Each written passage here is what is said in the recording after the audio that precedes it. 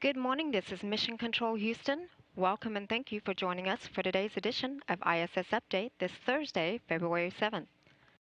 Commander Ford spent much of his morning continuing yesterday's work to load new software to the science experiments Express Rack 3. Earlier this morning, in addition to his regular 2 hours of workout, Ford conducted a periodic fitness evaluation. And later today, Commander Ford also will undergo a periodic on-orbit hearing exam.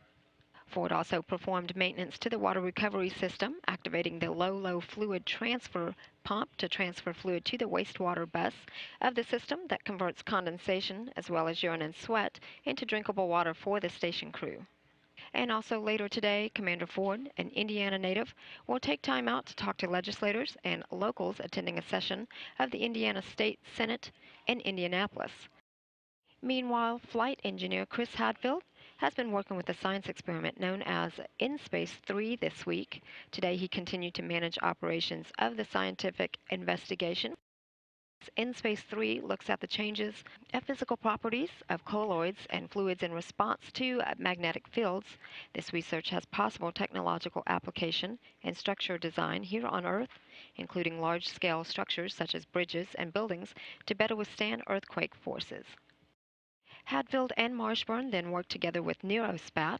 NeuroSpat is a human body study that studies the effect of gravitational context on brain processing through a virtual reality session. At least 5 cognitive processes are examined that include perception, attention, memorization, decision, and action.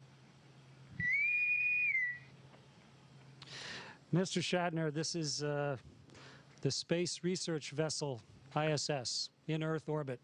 And yes, I hear you loud and clear. How do you hear me? This is Chris Hadfield. Chris, I hear you loud and clear. It's such a pleasure to talk to you. Chris Hadfield took some time to chat with the original Captain Kirk from Star Trek, William Shatner, and also fielded questions from participants attending a tweet-up at the Canadian Space Agency headquarters in Quebec.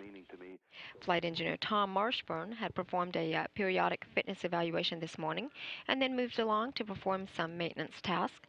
Marshburn worked to remove and replace a hydrogen sensor of the oxygen generator assembly. He also worked to conduct a nitrogen cycle of the PFU2 valve. This is part of the total organic carbon analyzer that is used to perform quality testing of the onboard water supply. On the Russian side of the house, Russian flight engineers Oleg Novitsky, Yevgeny Tarelkin, and Roman Romanenko divide their day between maintenance, several science experiments, and also preparation for the arrival of a new cargo ship.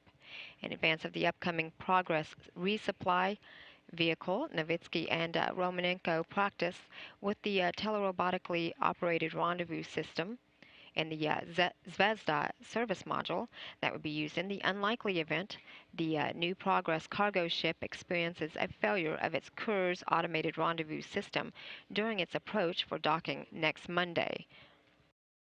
The Progress vehicle that is now docked to the Pirs docking compartment of the space station, Progress 48, is scheduled to undock on Saturday morning to clear the piers for the arrival of the new Progress resupply on Monday afternoon.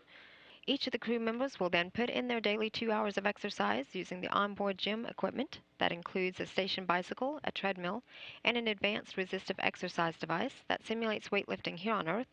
The crew will then wrap up their day with that final daily planning conferences with the ground and is then scheduled to go to bed at 3:30 p.m. Central Time. This is Mission Control Houston.